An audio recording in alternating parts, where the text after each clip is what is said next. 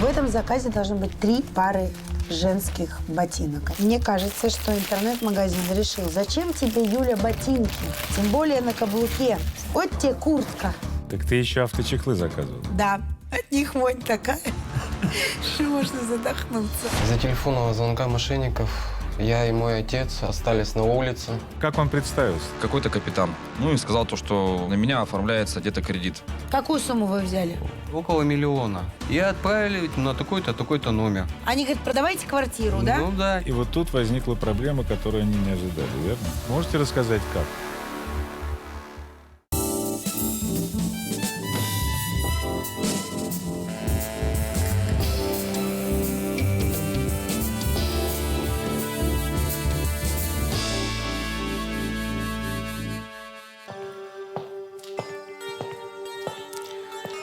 Добрый день. Если бы мы снимали программы про мошенников, то можно было бы их показывать, наверное, с утра и до вечера. К великому сожалению, их очень много. Наверное, потому что очень много доверчивых людей. Вот мы эту вашу доверчивость хотим чуть-чуть убавить. Приезжайте, я бы сказал.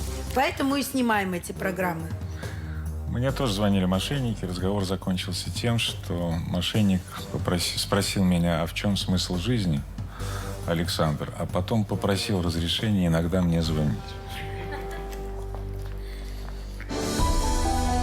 Давно не были на море или не гуляли по лесу? Не беда! Наш аквагенератор заменит 10 лет жизни на морском берегу или опушке леса всего за 28 900 рублей.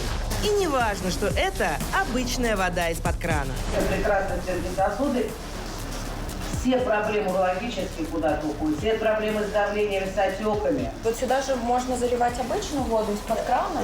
Лучше очищенный из-под фильтра. У вас все еще висит ковер на стене? Срочно положите его на пол. А на него наш чудодейственный ковер от всех болезней. За каких-то там 69 тысяч рублей. У меня еще счастье, если будете на ковре спать. В нашем интернет-магазине только самые эксклюзивные товары. Качество очень хорошее. Вообще такие платья идут от 4 до 5 тысяч. В комплект входит термобелье, термоноски, сенсорные термоперчатки. Обычные, конечно, термоперчатки, только они идут с подсветкой. Хорошо получается, греет руки, не промокаемо. Эксклюзивнее некуда. Вместо термобелья соль для ванны за 2500 рублей. Соль для ванны. Где термобелье? У вас завалялось лишних 5 миллионов? Просто ответьте на наш звонок. Поиграем в ролевые игры, где мы будем сотрудниками банка, полиции и даже ФСБ. Старший специалист Центробанка. Вам необходимо будет проследовать в отделение банка. Мне надо взять кредит, зайти туда. Да, взять кредит на сумму 500 тысяч рублей. Я и мой отец буквально вот остались на улице, потеряли двухкомнатную квартиру. Программа «Мужское-женское» провела собственное расследование и выяснила, как обманывают доверчивых граждан. Сегодня в нашей студии Роман Чаухин, который сделал заказ в интернет-магазине. Здравствуйте, Роман. Здравствуйте. Что вы заказали в интернет-магазине? Ну, я заказал вот такой монокль. Ой, бинокль я заказал. Вообще Так. бинокль. Бинокль. Ну, а вместо того, чтобы мне прислали бинокль, я получил вот такой монокль. Где он? Ну, они подумали, что это вам? На два глаза. Получай на один. Птичек снимать, да, Да. в которой ничего не видно. Вот он. Вот такой вот. Который стоит 500 рублей. Так, а вы почем брали? А я взял 3610. Но не бинокль. монокль, а бинокль. Ага. Бинокль, да. Заказан был бинокль. Ну, может, где-то вторая и часть потерялась. Ну да, вот в этой куче бумаги, которая вместе с этим пришло, можно найти вторую часть. Только я не знаю, какую тут. А это вот она прям такая вот порванная вся и пришла? Всё. Да, у меня даже акт есть. Описи, да, несоответствие товара. Слушайте, они вот вам это тут тоже все описали. Все, что было в коробке. Вот чек, а вот здесь акт. Какие-то... А вот акт. Несоответствие товара. А давайте мы сначала посмотрим, какую рекламу вы увидели, а потом вы расскажете, как 1990 превратилась в 3600, а бинокль в монокль. Ну да. У нас поступили вот такие вот бинокли в магазин. Идут они в металлических коробочках. Ну, сами посмотрите качество сборки. Нигде ничего, ну, никаких нареканий. Вот, и смотрите, в общем-то, на работу. То есть цифровой бинокль. Здесь есть зум, ну и дальность. Можете сами посмотреть, насколько вообще круто он снимает. Снимает он в HD, можно фотографировать. Интерфейс, тут, кстати, на русском языке. Стоит 1990, оплата при получении. Ого, мне тоже такой захотелось. Да, Крутая штука. 1990. ну, вот я вам могу прямо здесь подарить. Нет, Вот это. я думала перекупить. Можете мне его перекупить.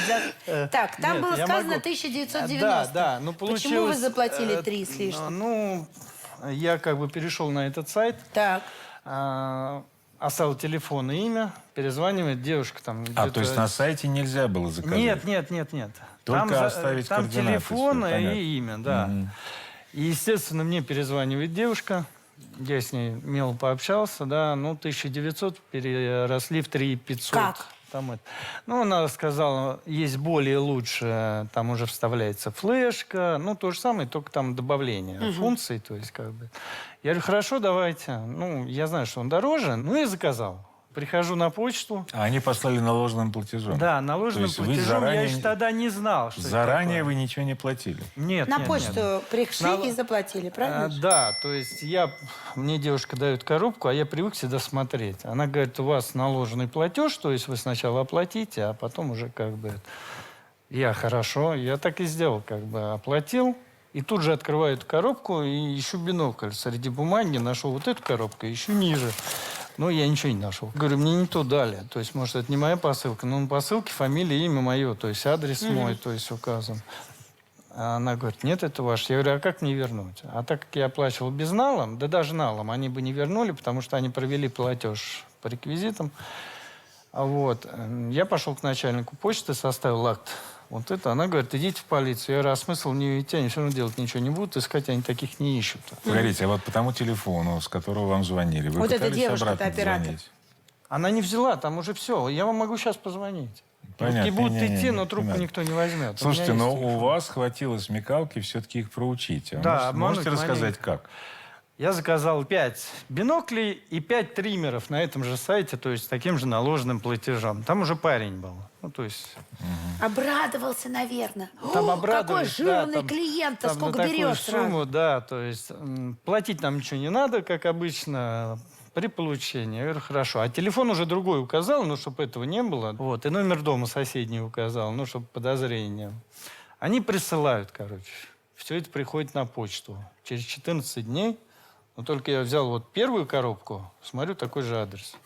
Я говорю, девушка, а можно вскрыть сначала? Она говорит, подождите, там еще несут коробки. То есть несут, там ищут, они несут. Я говорю, хорошо. Ну, давайте сначала проверим. Они в итоге мне ничего не дали. Говорят, сначала оплатите. Я говорю, хорошо, я вызываю наряд полиции. И как бы в их присутствии вы дадите уж открыто. Мы ловим мошенников вроде таким образом.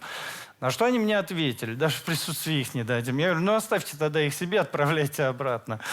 Вот. И они мне 2 месяца названивали, пока вот тут Они вот... это вот мошенники? Да, что я не забираю, там угрозы, вот заблокируют и в суд. А потом уж девушка уже через 2 месяца звонит, я уже разговариваю с ней, я говорю, девушка, вам что надо? Ну вы посылки забирать будете? Я говорю, нет. Мы на вас в суд подадим. Я говорю, так я жду повестку уже 2-й месяц, а вы мне только пишете и звоните. Я говорю, давайте, подавайте, я с вами там встречусь. И все. И после пропали, этого да? пропало все.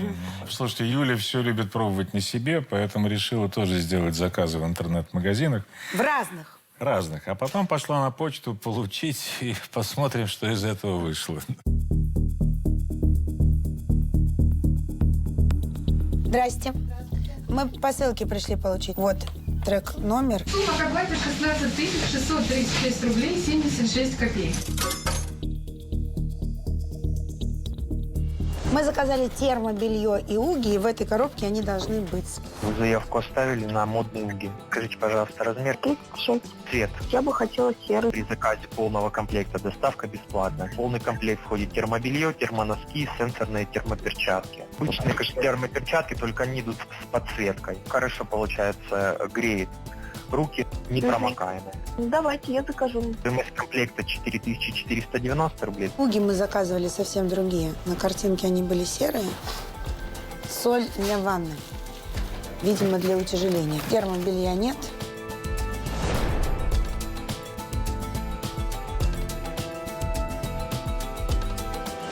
В этой коробке должны быть 3 платья. Посмотрим, что здесь. Это магазин стильных платьев. Вставляли заявку на платье? Да. Просто вижу, что артикул 6178 указан, а второй артикул не подскажете? АТП 435. Если 3 выберете, я могу небольшую скидку сделать.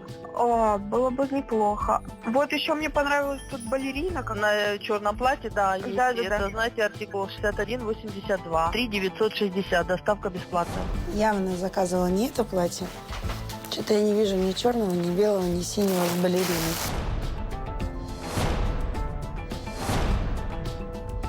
В этом заказе должно быть 3 пары женских ботинок. Название протокола у нас на пакет. Размер сапог вам нужен. 38. Добавите 3-ю пару сапог, доставка будет для вас бесплатной. Есть 3-я пара, которую вы хотите. Изабелла Лорен, артикул 007. Сумма к оплате 4170 рублей. Судя по этой коробке, а я все-таки покупала себе женские ботинки, я понимаю, что 3 пары сюда не влезет. Ну, давайте посмотрим. Мне кажется, что интернет-магазин решил, зачем тебе, Юля, ботинки? Тем более на каблуке. Вот тебе куртка. Акта возврата в этой коробке нет. Вернуть все это я не смогу.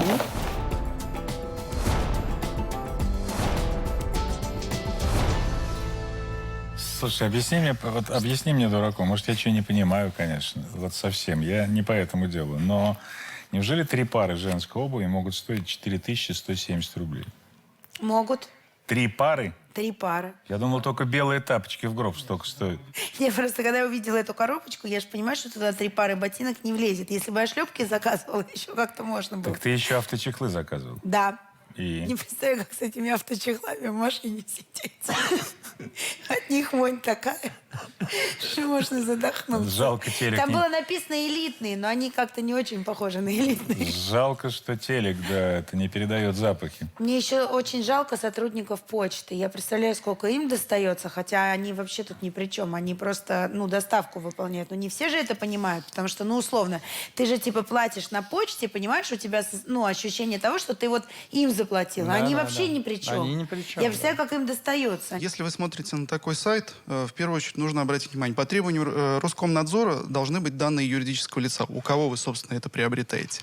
В контактах сайта должны указаны быть свидетельство о регистрации юридического лица. Соответственно, вы можете перейти на сайт налоговой инспекции и определить, действующее это юридическое лицо или нет.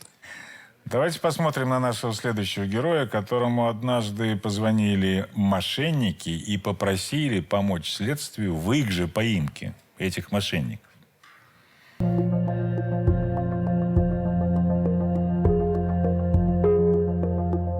Из-за телефонного звонка мошенников я и мой отец буквально остались на улице, потеряли 2-комнатную квартиру, вынуждены жить в такой комнате.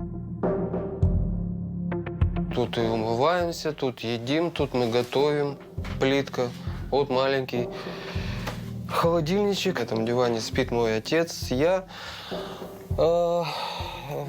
ночую, так сказать, сплю на этом матрасике.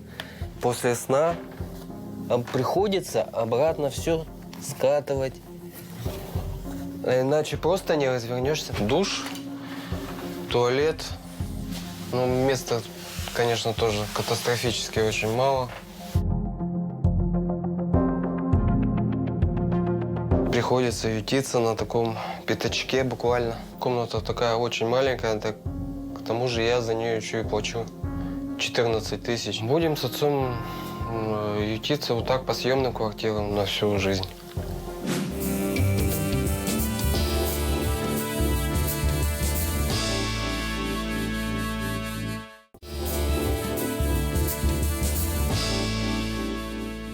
Сегодня в нашей студии Сергей Кабанов из Екатеринбурга. Он попался на телефонных мошенников и потерял 5 миллионов рублей. Сергей, здравствуйте. Здравствуйте.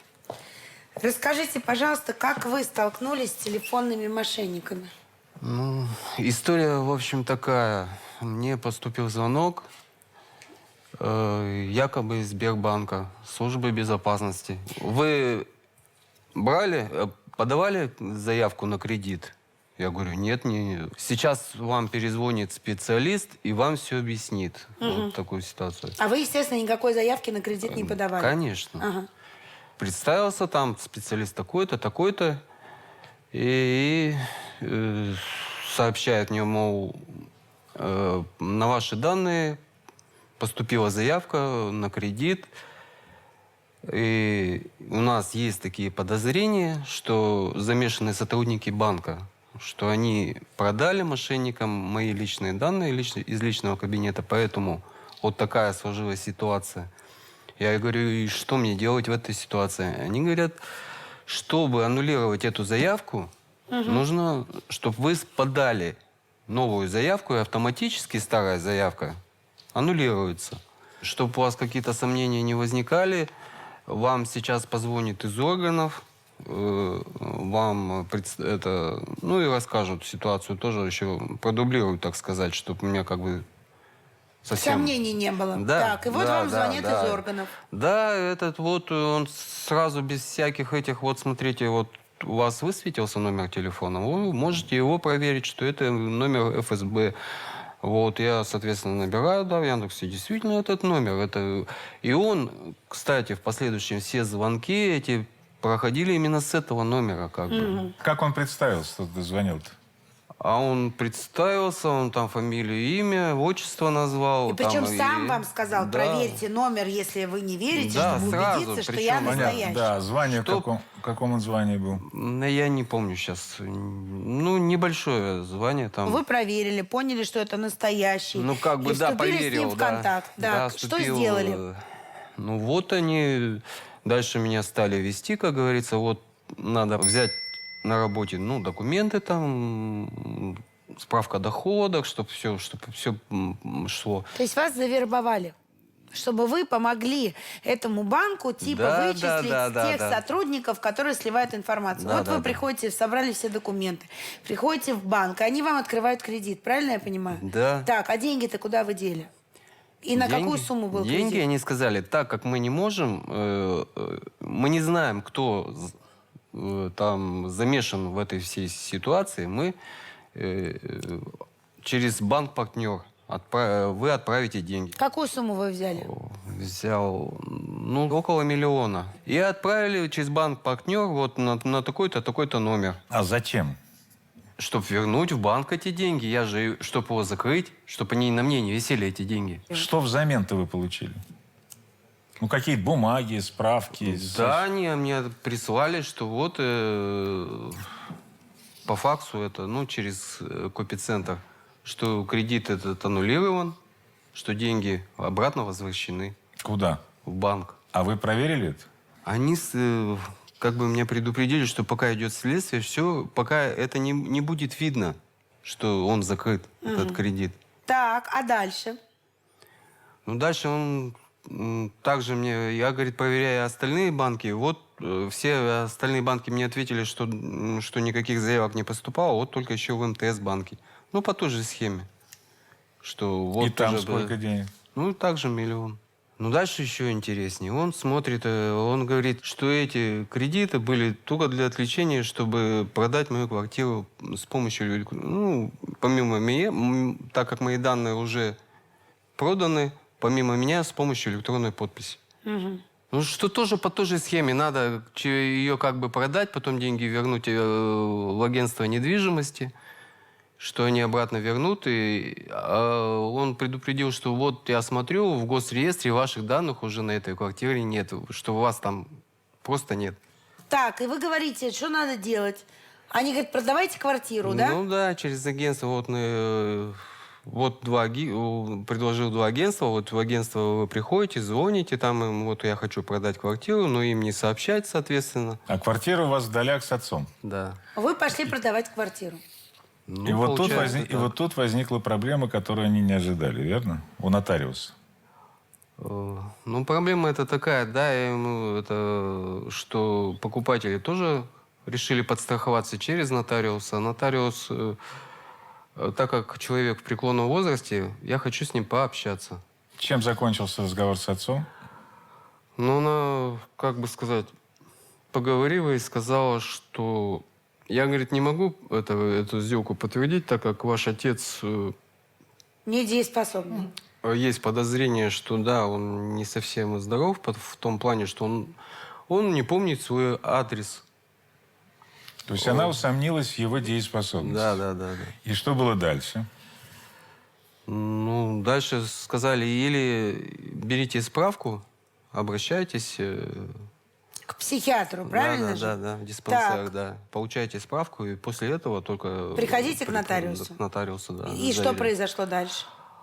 Ну, мы уже к этому нотариусу не стали обращаться, покупали другого, нашли нотариуса уже. А насчет справки-то я перезвонил вот этим товарищам, они говорят, ну, хорошо, да.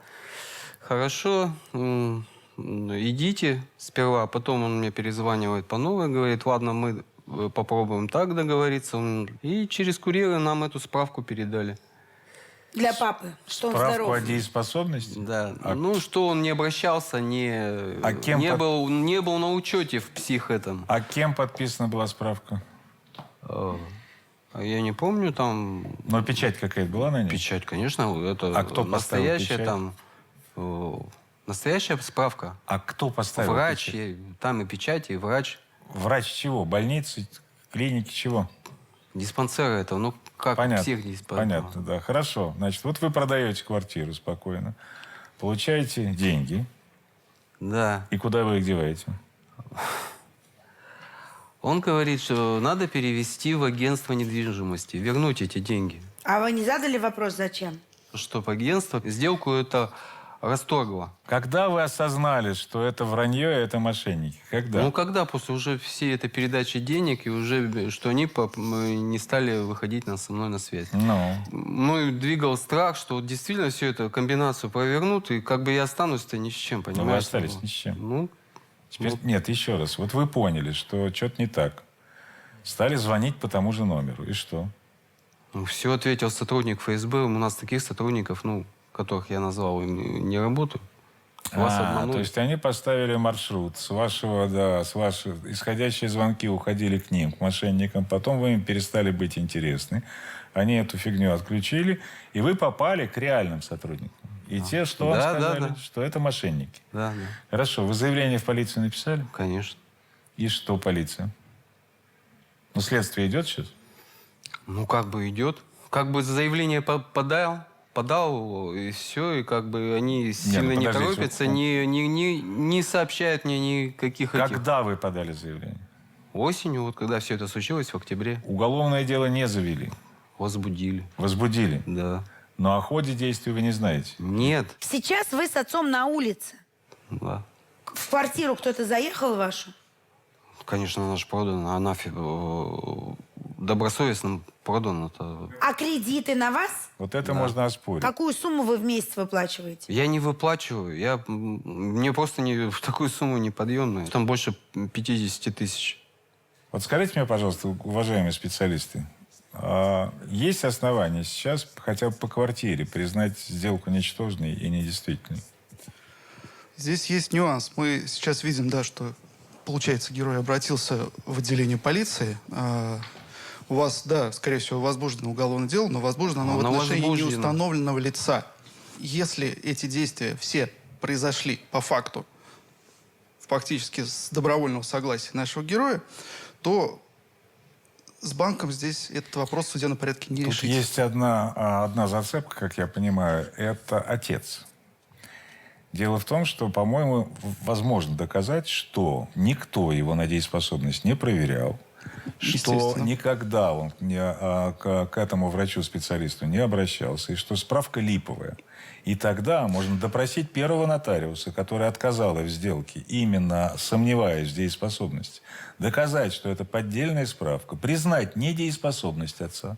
И вот тогда признать эту сделку ничтожной. В таком ключе, это, конечно, возможно. Ну, так это экспертизу делать надо отца вести, на медицинскую. Так мы это и хотели сделать. Так а что хотите, что вы ждете? Это делается в гражданско-правовом порядке, вы сейчас можете это сделать. Если вы не знаете, к кому обратиться в Екатеринбурге, давайте после программы оставьте телефон, я вам помогу найти людей в Екатеринбурге именно, специалистов, именно хороших адвокатов, и мы вместе это поможем вам осуществить.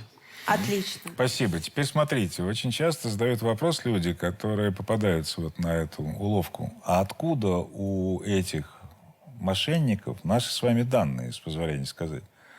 Эти данные, которые хранятся там в базах банков, должны быть защищены. В государственных базах должны быть защищены. Даже если в интернете вы заполняете какую-то там анкету на сайте, да, все равно они гарантируют защиту личных данных. Но этого не происходит. А вот почему не происходит, давайте посмотрим. Срочно требуются сотрудники сотовых операторов, госструктур, банков. Требуются сотрудники всех структур. Ищу действующих сотрудников Билайн, Мегафон, Теле2. Устал работать за копейки? Пиши. Нужны сотрудники различных структур, располагающие доступом к базам данных. Высокая оплата. Работа интересует. Приветствую. По вакцинам? Не, брат, сотрудник, я работаю в банке. Какие возможности? Смотря, что делать надо. По фамилии, имя, отчеству и другие выдавать данные. С базой работаю. Баланс выписки видите? С этим сложнее, но, думаю, можно. Нужна работа. Приветствую. Вы сотрудник? Год сотрудник ГИБДД. Платят мало, ищу подработку. В чем работа? Пробив сможете сделать? Карта транспортного средства и так далее. Доступ есть. Пробив 300 рублей. В таком формате можно скинуть. Лады. Работа интересует. Сотрудник Хоум-кредита. Здравствуйте. Доступ к физическим и юридическим лицам есть? Есть, что делать надо.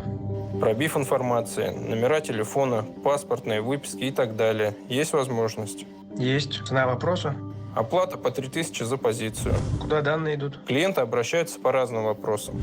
Модин Евгений Анатольевич. По нему надо сверить номера счетов и карт.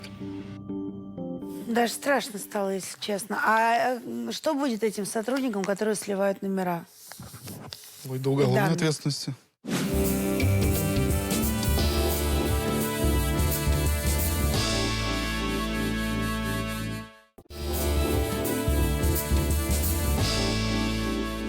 Мы абсолютно никак не защищены от мошенников.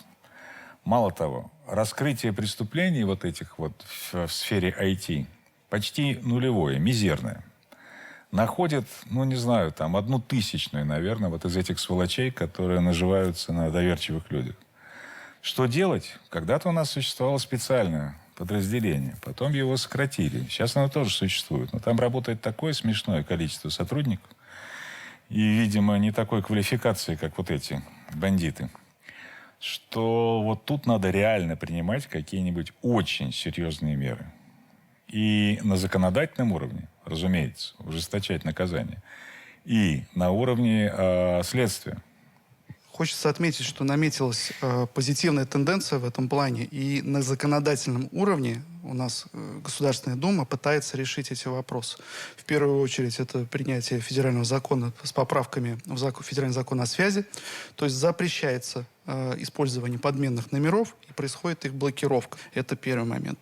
Второй федеральный закон вносит изменения именно в отношении законодательства, регламентирующего использование связи в местах лишения свободы, потому что, как мы понимаем, часто оттуда след также тянется.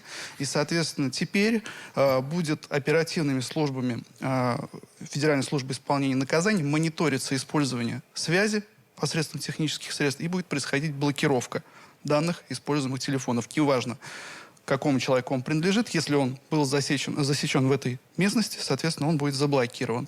Ну и со стороны МВД тоже есть определенные тенденции. То есть, насколько мне известно, в прошлом году был объявлен тендер по разработке приложения «Антимошенник», который как раз-таки будет предупреждать жителей о том, что именно по этому телефону, именно этот телефон был использован для совершения какого-либо преступления. Один совет я даю всегда в этой студии. Если вы не знаете, кто вам звонит, не берите трубку. Ни при каких обстоятельствах. Если у вас высветилась мама или Света, или Леночка, да, отвечайте, но еще надо убедиться, что это мама, Света или Леночка. Но если вам звонят с незнакомого номера, никогда не поднимайте трубку. Нет таких обстоятельств, при каких человек не мог бы вам написать что-нибудь, да, кто он такой, да, или что-то еще. Нет таких обстоятельств. Но я считаю, что самое хорошее, что мы можем сделать в этой студии, это показывать личные примеры, для того, чтобы вы понимали схемы. Поэтому у нас в студии еще одни потерпевшие. Это Александр и Анна Рах, которые тоже пострадали от телефонных мошенников. Расскажите, что с вами случилось? Здравствуйте. Позвонили также сотрудник банка ВТБ. Представился Валыхин Сергей, по отчеству не помню. То, что как бы на меня оформляется где-то кредит. То ли в Пензе, то ли где, ну, как бы с моего мобильного телефона. Я говорю, после работы поеду в банк и там разберусь со своим банком. Он говорит, ну, вам сейчас позвонят со Следственного комитета. Все, я трубку положил. Мне позвонил со Следственного комитета Новосибирской области, как я уже понял потом. Представился какой-то капитан. Ну и сказал то, что вы не сотрудничаете, получается, со специалистом службы безопасности. Там какая-то статья идет, я уже не помню точно. Все, я с ним поговорил, вот он меня внушил это все, то, что у меня там ипотека в этом банке. То есть, я побоялся из ипотеку, и еще то, что на меня бы кредит сверху оформили. Все, потом, получается, начал сотрудничать с этим человеком, который представился Валыхин Сергей.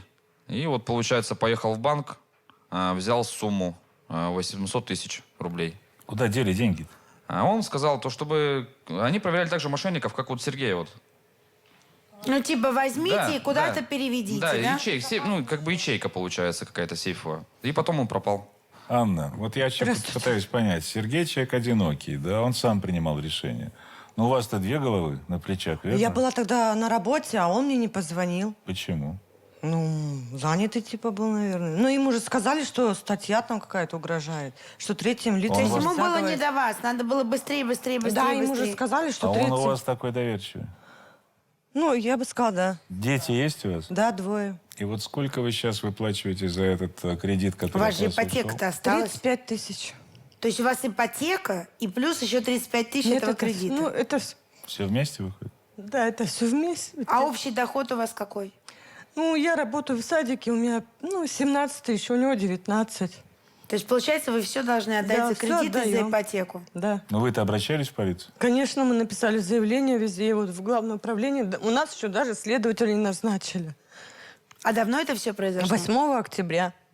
И до сих пор следователи не назначили? Нет, я вот звонила сама лично звонила в конце февраля.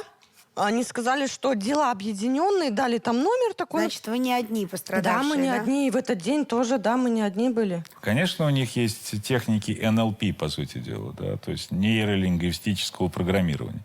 Конечно, они знают слабые места людей перед тем, как им звонить. Конечно, они довольно тонкие психологи, потому что уже потому, как вы реагируете, они понимают, куда идти дальше и идти ли дальше. Но это на вашем примере совет всем. Звонит служба безопасности. Ваш телефон может быть действительно так же закольцован, как был ваш телефон. Значит, вы говорите, сейчас я перезвоню. С городского, с телефона жены, с любого другого. Звоните, там на обратной стороне карточки написано, куда звонить. И говорите, да, это такой-то службе да, вот я такой-то, такой-то. Звонили? Нет. Все. Все. Звонит официальный представитель ФСБ, следственных органов, кого угодно. Повестку пришлите. Вот что интересно, одному из наших сотрудников позвонили мошенники, и это же редко удается записать, потому что вот я тоже растерялся. Если бы я нажал кнопочку, если бы я еще знал, какую кнопочку нажимать. Так вот, все-таки наш редактор поговорил с мошенниками, и этот разговор как раз удалось записать. Давайте посмотрим.